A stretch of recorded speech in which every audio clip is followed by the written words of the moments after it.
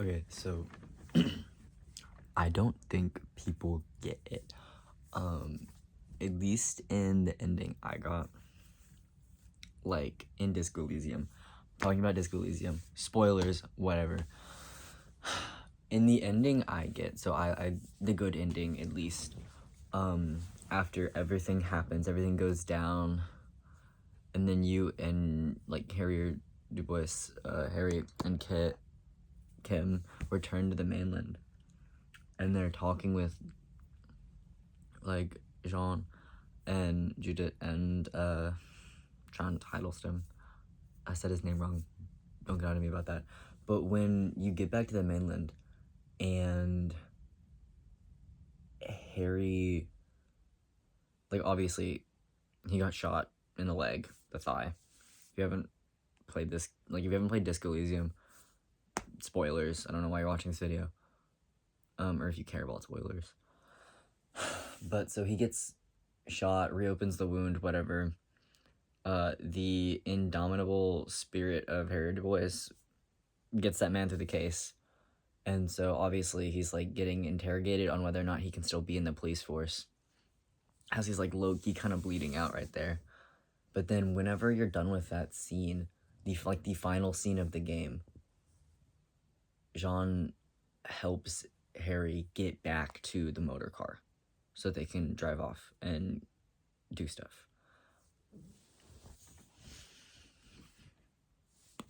It's so like Harry, King Drunkard. And the paths I take, I always make sure that like he stays sober, does things to the best of his ability. He's a little bit of a communist, but you know,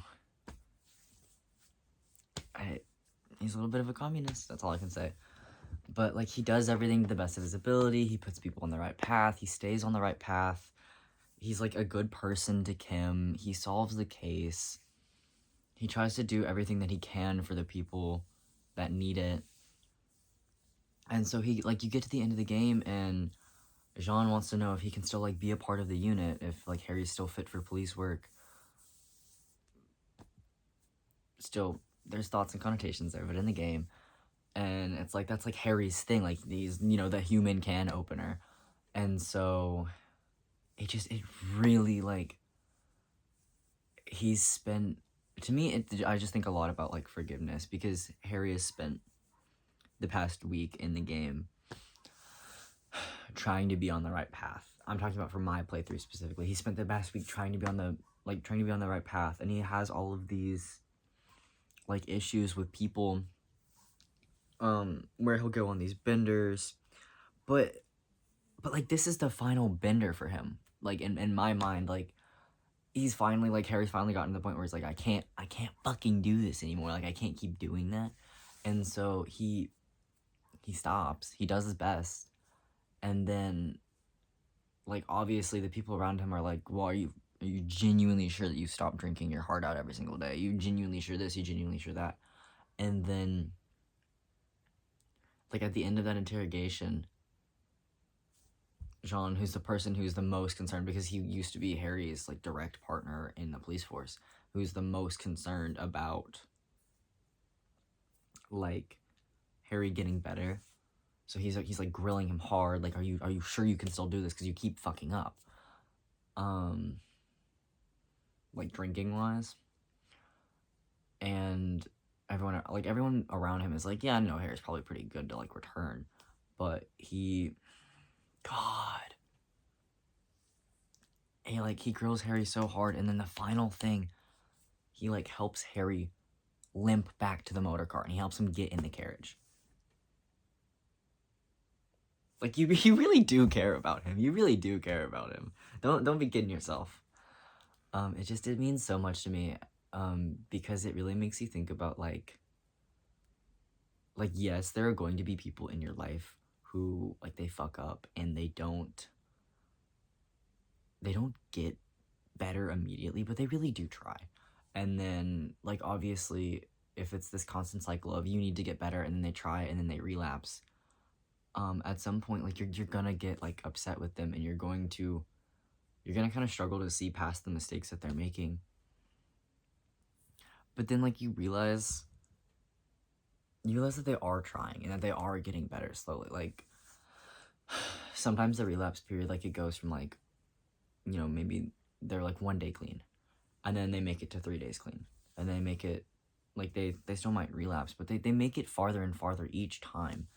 And I genuinely think that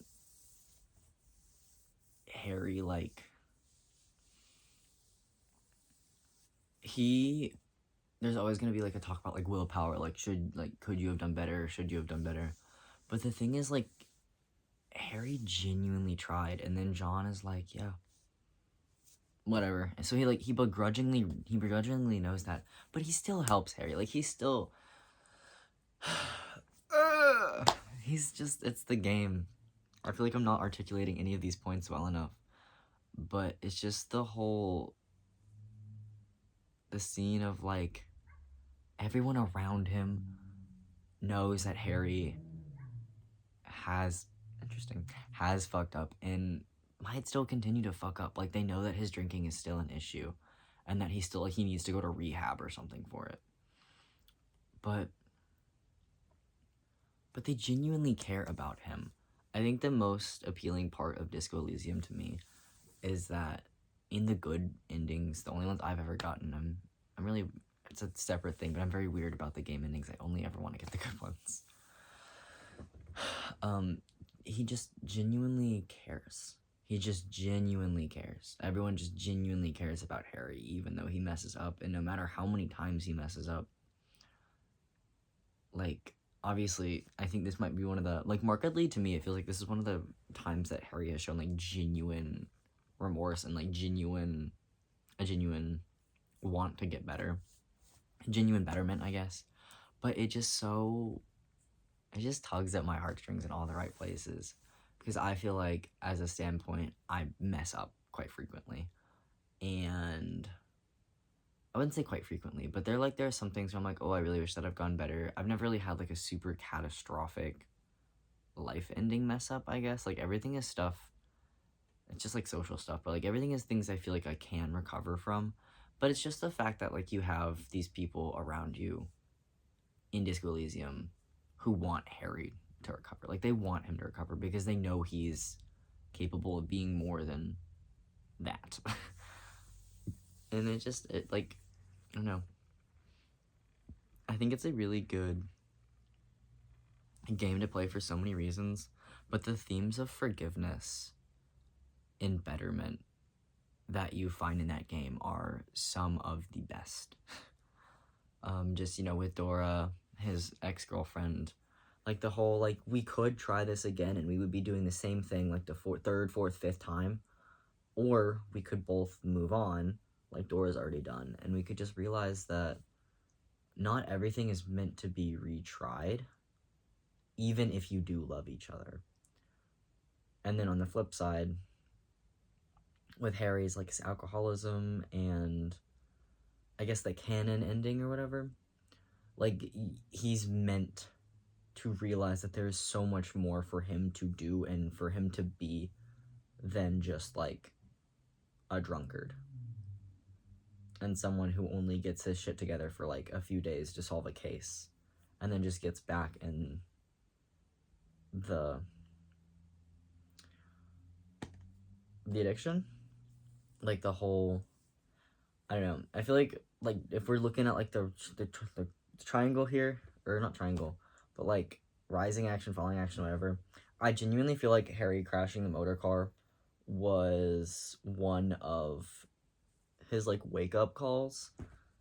Like, the retrograde amnesia, just kind of going, like, you know, like, looking at, like, contextual time, it's been, like, what, 20-ish years since him and Dora, like, split. I have some words for Harry about, like, getting over someone. I feel like it was closer to 15. But, like, that was, like, 3 times the length of y'all's relationship, at least. But the way it just handles themes with people, like the theme of forgiveness between his ex-girlfriend and, like, his friends, his coworkers around him, And with Lieutenant Kim Kitsuragi, like, obviously Kim knows, like, this guy is one of the best in the business. He's also, like, a fundamentally broken man right now. But he still realizes that, like, this is not all Harry is, and he's very patient with him through this process. Like, granted that Harry doesn't, do drugs and stuff and alcohol. It's just such, this is just, like, one thing in the game, but I replayed it for the second time, finished that playthrough, was, like, watching the end credits. It was just, like,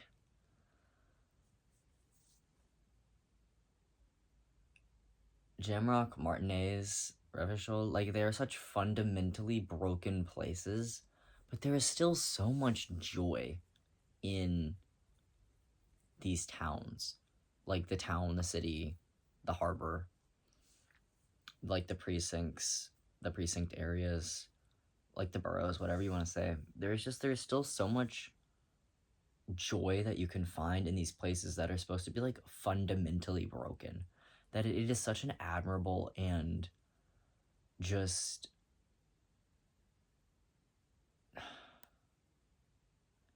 it's just so, I'm not gonna say perfect, but it is such a, like, real and holistic view of, like, the pre-post end of the world that they've got going on there. Like, the entire world is ending, but things will be okay because you're doing the best you can type beat. I don't know. There's not really a lot of words. I haven't really thought about it, like, thought about how to put it into words very much, but it's just such a, like, fundamentally restorative game to me, I guess. And it's like, not all endings are really endings, and then some endings are endings, and then other things are things that just, like, it's just okay. Like, those things, like, this bad thing happened, but it will be okay. I don't know. It's just a really good game. It really is. Sucks that the original creators got forced out the way they did. Don't buy the game. You can access it. There are ways to access it. I wouldn't, like, outright buy it. But it's just such a, like, the storytelling, it's immaculate. Point and clicks. I've always liked point and click games because it's just a very much, like, they're a lot easier for me to play through. I truly think that, like, just play through a game in the way that you want to, if that's what'll make you enjoy it. I loved that game. It was so good. It just means so much to me that, like, Harry failed in pretty much every conceivable way, to the point where he almost lost his job. Like, he crashed his, like, police car. He lost his badge and he sold his gun. He lost his cop clothes. He failed in pretty much every conceivable way, and then he still found a way to, like, make it through. And I genuinely think that's kind of, like, obviously not being a cop, I would never want to embody that kind of spirit. But just the whole, like, crashing and burning and then waking up, getting up, like, making a consecutive choice, like, that was horrible. I have to be better. That's kind of the thing that I think is one of my major takeaways from the game. And I'm glad, because it's just, like, a fundamentally important thing to realize. Things can be horrible, but also you still have an option to get up and make things better. And you should really take that option. So, that was a very disjointed ramble about Disco Elysium. It's just good. I just really liked the game. I want to, like, do a cohesive paper or something on it, because all the Disco Elysium videos they're either like 3 minutes or they're like 5 hours long, and that's good, but there's not really like a middle ground for like a casual exploration of some of the themes there. I think I watched this one, I forget who did it, but it was like on the portraits in there, and it's just like looking at the way that the portraits were representative and indicative of like the characters' personalities and stuff. That was a really good video. It was like 15 minutes. But other than that, there's not really like middle ground Disco Elysium stuff. So I want to do something like that. Oh god, that's bright.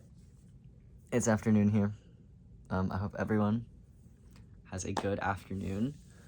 I love all of y'all.